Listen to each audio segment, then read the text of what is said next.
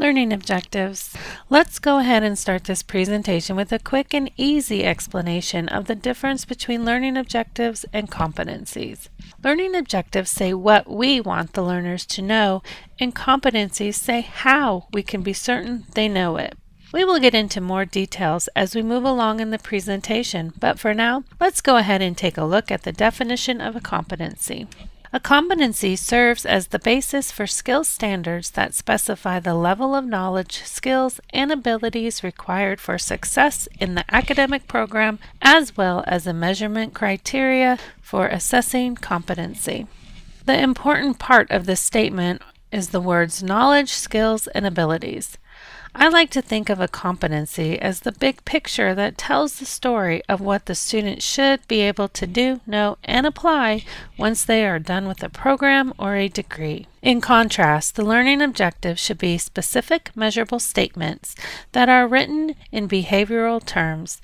The objective lets us know if the assessment criteria were met, and if it was aligned correctly, then we know that the competency was met. The majority of the time, you will receive a list of competencies from your department that your course should meet and that are aligned with the program goals. So essentially, you are usually responsible for writing the objectives that align with the competencies and the assessment in your course. The rest of this video will focus on learning objectives. So let's go ahead and talk about learning objective alignment. I often get asked if learning objective alignment really matters, and my answer is yes, it does.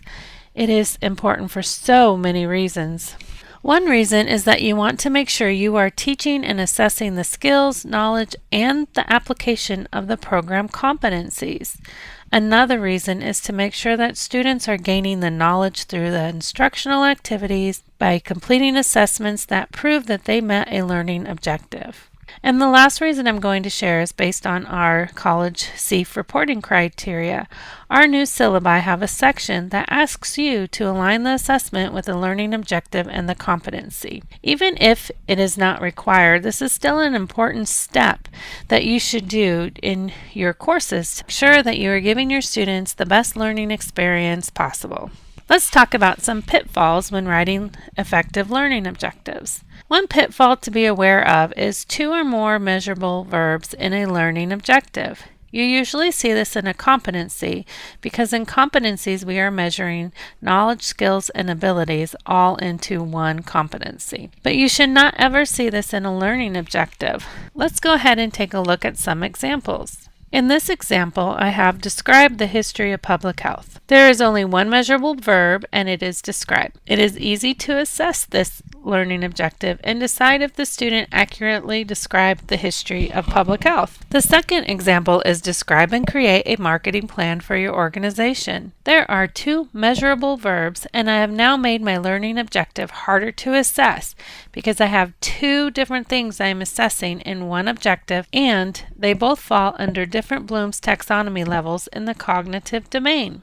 As you can see in this objective, there are 2 different levels, and one is a lower level and one is a higher level. So let's kind of discuss this about why it is a problem. So what happens if I as a student clearly describe, but I don't create or I partially create, or vice versa? How will you decide if this objective is met? What would it mean if it's partially met?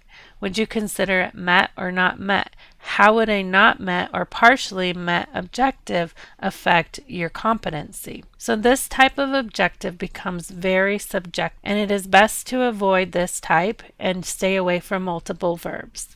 Another pitfall is selecting the lower levels of Bloom's taxonomy for the assessment when it clearly meets higher levels. Let's use this assessment as an example. I'm going to ask my students to interview a community organization and create a public health intervention based on their needs. This is a big project, so I'm already assuming that they will have to have been building these skills and applications through more than 1 week of instruction. So if we look at the level, remember, we have choose as our action verb. Even though students will be choosing an intervention, we still want to achieve a higher level in Bloom's. But we also know that to reach those top levels, they will have had to learn how to choose an intervention. The next level is understood. The objective I have selected would be to discuss the intervention. We know that they will be discussing this in their assessment, but I still think we can aim higher on the Bloom's taxonomy levels. One quick note on this level: understand should never be used in a learning objective as the action verb because understanding by itself is hard to assess without a definite verb to differentiate the type of understanding. For the sake of time, I'm just going to quickly look at how apply and evaluate are also woven into the assessment. And we could stop here, but let's look at the top level create to see if we can move up higher. So create is the highest level and it fits the assessment well, so we should select it for our action verb. And although the objective does not include the words choose, discuss, apply, we know that they have the lower level skills in order to create the higher level assessment. Not all assessments will reach the top levels, and that is okay, but you really want to make sure most of your learning objectives and assessments are falling into the top 4 levels. Earlier we talked about aligning activities, assessments, and objectives. Now we are going to talk about how we need to align our assessments, learning objectives, and competencies for accreditation criteria in our syllabi and for reporting. As you can see with this example, I aligned the assessment infographic to generate a culturally competent communication tool for the specific audience learning objective. And this learning objective aligns with the selected communication strategy competency. When I look at the alignment, I can see that the instructional activities are a good fit with the learning objective. They're a good fit with the assessment and a good fit with the competency. So you want to make sure that when you have your alignment, you check to make sure all 4 pieces align well together. Let's take a look at an example syllabi alignment table from the COF syllabi. You can easily see how the alignment works well together in each of these examples. The Ask the Leadership Experts interview paper clearly aligns with the Synthesize the Leadership Strengths of an Organization objective, which aligns with the SEAF competency, Apply Principles in Leadership, Governance, and Management, which include creating a vision, empowering others, fostering collaboration, and guiding decision making.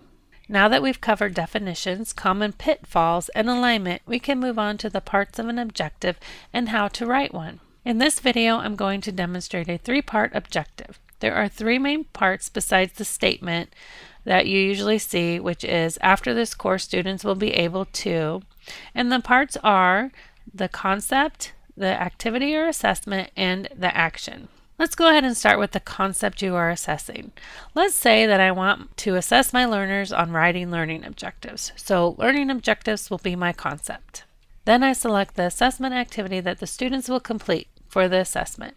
I have decided that I want them to review their classmates' learning objectives and apply the concepts when giving feedback. Once I have the concept and the activity assessment idea, I apply the behavior or action and write the learning objective out. I'm going to select critique from the Bloom's taxonomy evaluate level for my objective. So let's go ahead and put all those together. When I used these guidelines for my objective, it turned out to be critique peers' learning objectives using the components of objective writing. So if you just take the 3 steps, put them all together, writing objectives is a lot easier than you think.